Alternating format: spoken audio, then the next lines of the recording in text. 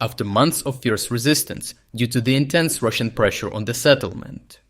The battle for the settlement has been ongoing since the end of autumn, and it has become the location of one of the largest graveyards of enemy equipment of this war.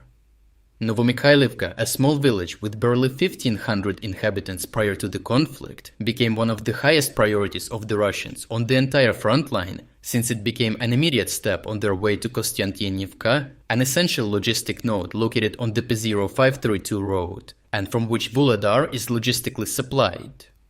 In turn, Vuhledar, one of the Ukrainian strongholds still resisting Russian attacks, is located at the apex between the north-south and east-west front lines, and additionally is the closest point to Mariupol and its influence zone, located about 80 kilometers away, and therefore just at the range limit of the HIMARS standard ammunition systems. So for the Russians, shifting the front line even a few kilometers beyond Vuhledar is a big priority. NOVOMYKHAILIVKA has been defended among other units by the 79th Separate Airborne Assault Brigade, one of the best prepared and equipped elite units of the Ukrainian army. It's been reported their very frequent use of Western equipment, such as Javelin missiles, helped in the destruction of a lot of tanks and infantry transport vehicles in the area. In recent statements, their commander, Colonel Yevgeny Shamatyuk, detailed how his units have faced a Russian force composed of at least 8 regiments and 2 brigades in the NOVOMYKHAILIVKA area. This is about 30,000 soldiers for this small section of the front line, which means a 7-to-1 disadvantage for the defenders. Recently, the 79th Separate Airborne Assault Brigade reported that Russia had lost 314 pieces of equipment over 6 months of fighting around NOVOMYKHAILIVKA and released a detailed video to document this claim. The striking footage combines impact images and geolocated debris over the 6 months.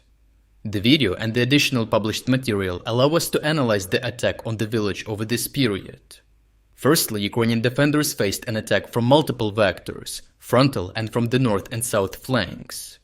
However, in the first weeks, the attack was stopped to a large extent, especially in the northern and frontal vectors, given that the numerous assaults had to cross many densely mined areas and open fields.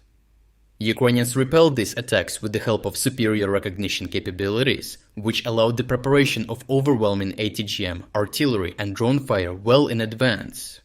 Secondly, in the face of Ukrainian solid resistance, the Russian forces only found a way to advance by employing massive bombardment while incurring disproportionate losses, both in unsuccessful mechanized assaults and through infantry meat waves.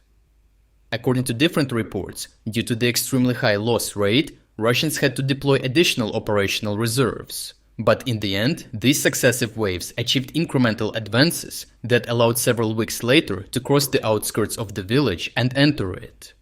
However, the massive bombardment with artillery and FAB bombs completely wiped out buildings and fortifications inside the settlement, making the defense of the town untenable, given the impossibility of maintaining defensive positions in mere ruins and shell craters.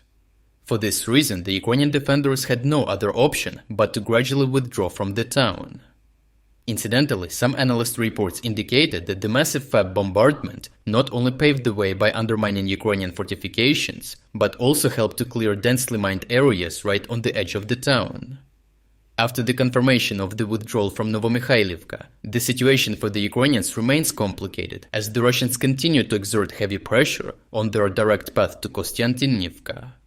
This path is now more accessible for the Russians, given the various forest lines and housing areas connecting these localities, which allow infantry operations at a faster pace than through open field areas.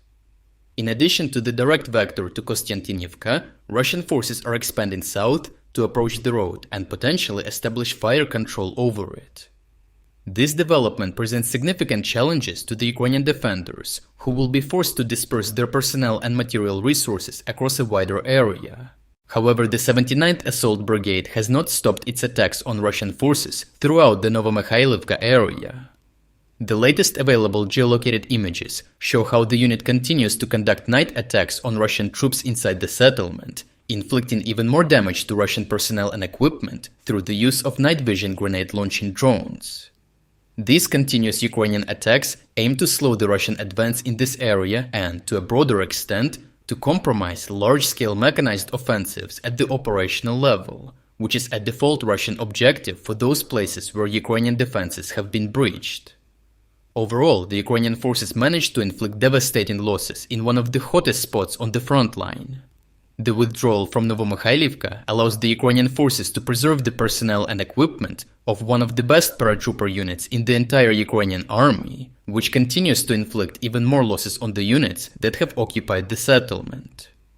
Although the advance over the road that supplies Vuhledar is a cause for concern for the Ukrainian forces, the Russian loss rate seems unsustainable. This gives hope for the Ukrainian forces to stabilize the front line soon and regain the initiative once the problems of shortage of materials in the Ukrainian army are finally solved.